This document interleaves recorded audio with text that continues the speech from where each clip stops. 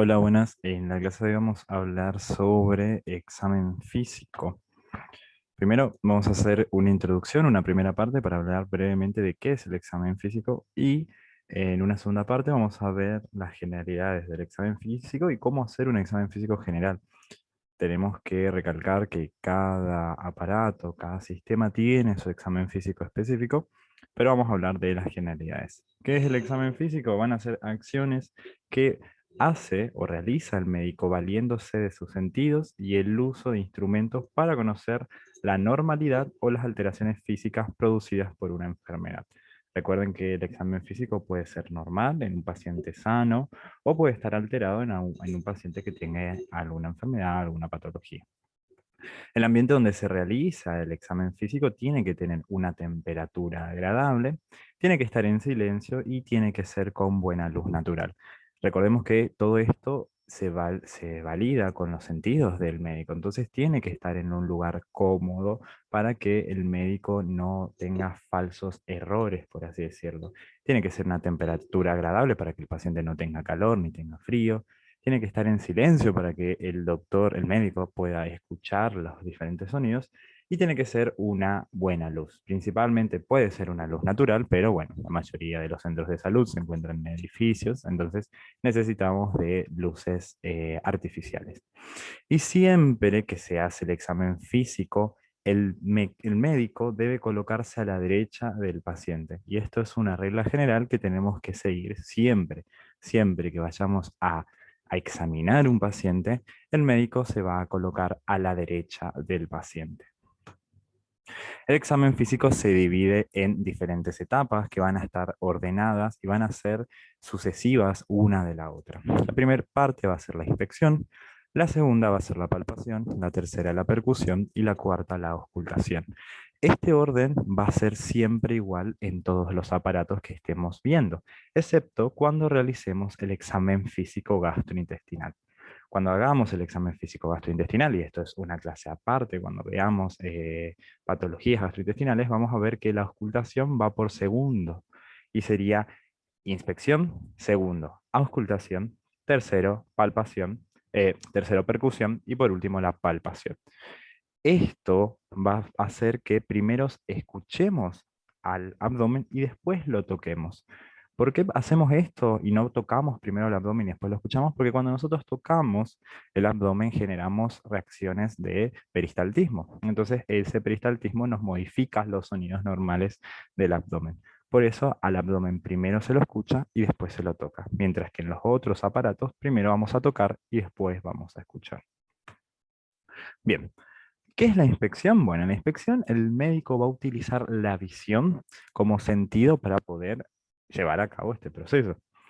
La inspección va a ser general y segmentaria. Cuando hablamos de inspección general, vamos a ver el estado nutricional del paciente, o sea, cómo el paciente se encuentra distribuido el tejido adiposo.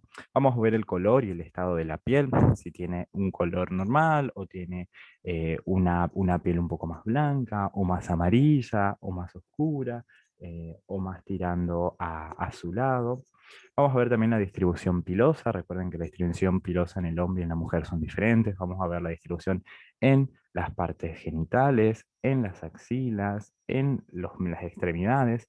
Vamos a ver también a ver la distribución pilosa en las areolas mamarias, en la barba. Vamos a ver si es una paciente femenina y si tiene barba o no. Vamos a ver la actitud y vamos a ver la marcha. Ahora más adelante, en la siguiente clase, vamos a ir viendo las diferentes alteraciones de la actitud y la marcha. Y después tenemos una inspección que va a ser segmentaria, que va a ser en órganos específicos. Vamos a comenzar con la cabeza, vamos a ir a las fauces, vamos a pedir al paciente que abra la boca, que saque la lengua y que diga A para que podamos visualizar. Vamos a ver el cuello, el tórax, el abdomen, los genitales y las extremidades. Recuerden que el examen físico siempre va a ser ordenado, entonces vamos a tratar de comenzar siempre de arriba a abajo, de cabeza a pies. Y vamos a hacer así con la inspección. Después pasaríamos a la palpación. En la palpación, el médico va a utilizar la mano para poder palpar las diferentes zonas del paciente. ¿Qué vamos a explorar en la palpación? Vamos a ver la sensibilidad del paciente, vamos a ver si nosotros cuando tocamos al paciente le duele o no. Vamos a ver también la temperatura, vamos a ver si tiene calor o no. Vamos a ver también las vibraciones, si el paciente llega a sentir las vibraciones. Recordemos de los reflejos para el tono muscular. Vamos a también a sentir los latidos cardíacos y así sacar la frecuencia cardíaca. Vamos a ver los movimientos respiratorios, los movimientos de inspiración y expiración, y gracias a esto podemos sacar la frecuencia respiratoria. Con la palpación también vamos a ver la forma, el tamaño y las consistencias de los órganos abdominales. ¿Cuál va a ser el método? Hay diferentes tipos de palpación y depende de qué queramos palpar. No es lo mismo palpar un órgano que querer palpar la cavidad torácica. El método que hablamos acá va a ser colocar la mano plana con movimientos de deslizamiento. Esto es para hacer una palpación superficial. Pero cuando queremos pasar ya a una palpación profunda, ya hacemos movimientos de flexión a nivel de las articulaciones metacarpofalánquicas. Son leves movimientos que van a generar presión y vamos a poder palpar órganos un poco más profundos. Después pasaríamos a la percusión, en el cual el médico utiliza dos dedos, uno de cada mano. Va a utilizar un dedo que va a ser el dedo percutor y otro que va a ser el dedo plexímetro. El dedo plexímetro va por debajo y el dedo percutor va por encima y es el que golpea al dedo plexímetro. Se suele colocar la mano como dedo plexímetro, la mano no hábil, perdón, como dedo plexímetro y la mano hábil como dedo percutor. La percusión lo que hace es generar vibraciones de cuerpos elásticos que van a emitir ondas sonoras que se propagan a través del aire y van a generar sonidos. La percusión tiene su historia en las personas que guardaban vinos en estos barriles de vino y lo utilizaban la percusión para no tener que ir abriendo cada uno de estos barriles. Entonces ellos golpeaban, hacían movimientos percutorios sobre los barriles y según el sonido que emitía, ellos podían decir que los barriles estaban llenos, los barriles estaban vacíos o estaban estaban hasta la mitad. Este es el origen de la percusión en el cual después la medicina lo tomó para poder examinar al paciente. Dependiendo de los sonidos que genere la percusión, vamos a tener diferentes tipos de sonidos. Vamos a tener la sonoridad, que es la percusión sobre el pulmón aireado, en el cual es pulmón que obviamente presenta aire. La matidez, que va a ser la percusión sobre órganos más sólidos, y tenemos como ejemplo de órgano sólido el hígado. El timpanismo, que es cuando el contenido es solo aéreo, o sea, como el abdomen, las vísceras abdominales. Hipersonoridad es un sonido cuando está una zona hiperaireada, y acá tenemos el pulmón hiperaireado. Y la submatidez, que es la disminución de la matidez de un órgano. Se suele encontrar en lugares lugares límites entre el inicio y el final de un órgano mate. Y por último tenemos la auscultación, en la cual nosotros en medicinas utilizamos el estetoscopio como para realizar la auscultación, que es escuchar los diferentes sonidos del organismo.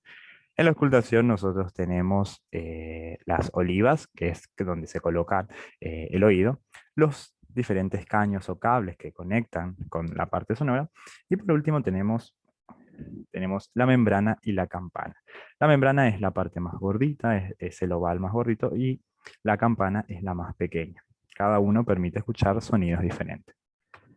Bien, ¿cuáles son las características del sonido? Y esto es un poco repasando biofísica. Vamos a tener las alturas, que está determinado por la frecuencia de las ondas, y gracias a esto podemos diferenciar en sonidos graves o en sonidos agudos. También tenemos la duración en sonidos cortos o largos, la intensidad, suaves o fuertes, y también el timbre de un sonido, que es lo que nos permite a nosotros diferenciar un sonido emitido por un instrumento o un sonido emitido por algún ser vivo. Los sonidos que nosotros vamos a escuchar, dijimos que pueden ser graves o agudos. Los agudos van a ser de alta frecuencia y lo vamos a escuchar mejor con las membranas. ¿A qué me refiero con un sonido agudo? Por ejemplo, a los sonidos cardíacos. Cuando se abren,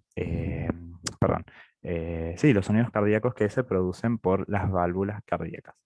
Y después tenemos los sonidos más graves, que son los sonidos de baja frecuencia, y lo escuchamos con la campana, que dijimos que era el oval más pequeño. Y acá tenemos, por ejemplo, los sonidos como los soplos de aorta abdominal. Bien, esta es la primera parte.